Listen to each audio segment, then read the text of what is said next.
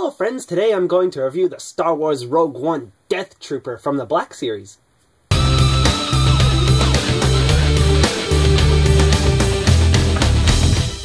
Here's the Death Trooper out of the box. Now, I thought this guy was going to be like very similar to the normal Stormtrooper, but he's actually very different. He originally came out on Force Friday for Rogue One like a month ago? It was an eternity ago, but I just found him, so I'm just now looking at all these awesome details in his design. His armor has got sort of a backpack reminiscent of Stormtroopers, but it's different. Everything's sort of reminiscent, but it's different. He has this little extra bit on his helmet here. We'll focus on it. Yeah, this little extra bit looks like it's some kind of radar device thingy. I don't know. He's got these cool sculpted lines on the nose there. Very cool. Why isn't it focused? There we go. It's all these little ridges in between the spots on his armor and these buckles. I love how they're painted silver. Speaking of the paint, I just love how everything's so glossy except for the little line stuff in between the armory bits. That's all matte. And he's got this really cool, sort of like, I don't know, the camera's not picking it up too well, but the eyes and these little circles down here are not black. They're actually really dark green. It's really cool. It's really cool paint. Really cool how he's all glossy and stuff.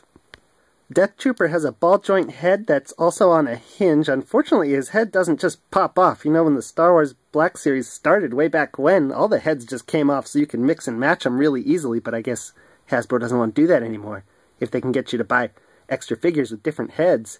He's got hinge and swivel shoulders, and these little pauldron things just are flexible enough that it doesn't get in the way. They just bend with it. That's pretty nice. He's got Hasbro-style elbows. Oh, I'm bending that in the wrong way. They just hinge and swivel. Very nice. Hinge and swivel wrists.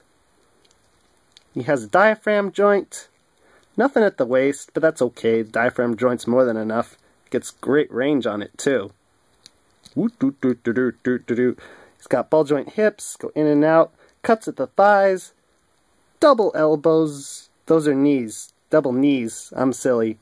And he's got those hinge and pivot ankles that Hasbro always does. Great articulation on this guy. So the Death Trooper's packaging is the same that we've seen with all the other figures from Star Wars Black Series for like an eternity. He's number 25, and let's open it up. The tray comes out. Oh, the tray's got some weird lines on it that I don't think was on previous figures. He's really in there.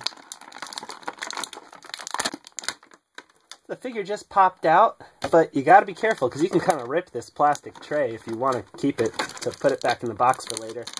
For accessories, the Death Trooper only gets 2. He comes with this big blaster and this smaller blaster, just 2 different blaster guns.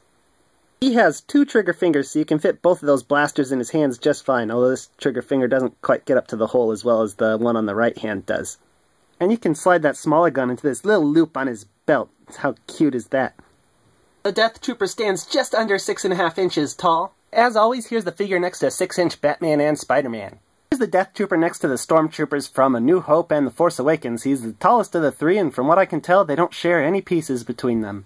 And here he is with the Imperial Shadow Trooper, who they probably could have used for Rogue One, but they made up a new character instead, because gotta sell those toys. And here he is with all the other figures from the Rogue One wave, who I reviewed too. So the Death Trooper is a pretty cool figure. He's been hard to find, so if you see him, you'll probably want to pick him up. And I think he turned out really well, so I do recommend him. I mean, it's cool how he's got such a detailed design, yet still comes off as simple, because he's so glossy. I don't know, it just works. He just definitely looks like a Stormtrooper. Until next time, peace out, YouTube.